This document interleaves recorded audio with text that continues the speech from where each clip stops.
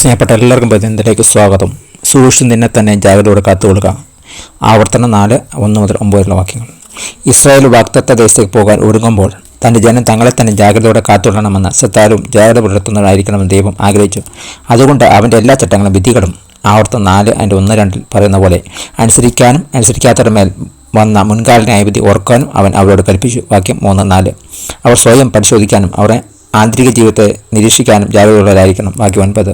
പുറത്തുനിന്നുള്ള ആത്മീയ അപകടങ്ങൾക്കെത്തിയും ഉള്ളിൽ നിന്നുള്ള ആത്മീയ നിസ്സംഗത്തെ ജാഗ്രത പുലർത്താൻ അവരെ സഹായിക്കും.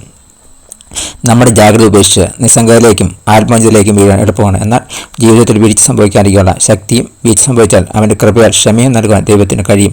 അവനെ പിന്തുടരുകയും അവൻ ജ്ഞാനത്തിനും കരുതലും വിശ്രമിക്കുകയും ചെയ്യുന്നതിലൂടെ നമുക്ക് ജാഗ്രത പാലിക്കാനും നല്ല തീരുമാനം എടുക്കാനും കഴിയും. എപ്പോഴാണ് നിങ്ങളുടെ ആത്മീയ കാവലുപേക്ഷിക്കേണ്ട പ്രവണത നിങ്ങൾക്കുണ്ടാകുന്നത്? ദൈവത്തിന് ജ്ഞാനം പിന്തുടരാനും നിങ്ങളുടെ വിശ്വാസം നേരെ വരുന്ന അപകടങ്ങൾക്കെതിരെ ജാഗ്രത പാലിപ്പാൻ നിങ്ങൾ എന്ത് ചെയ്യും? പ്രാർത്ഥിക്കാൻ. ദൈവമേ, ജാഗ്രതയുള്ളവരാകുവാനും സ്നേഹപൂർണ്ണമായ അനുസരിച്ചത്തിൽ അങ്ങേ അനുഗമിപ്പാനും എന്നെ സഹായിക്കണമേ. Thank you. God bless you. പുതിയ ദിവസം പുതിയ അനുഭവങ്ങൾ ദൈവം നിനക്ക്. God bless you in Jesus name. Amen.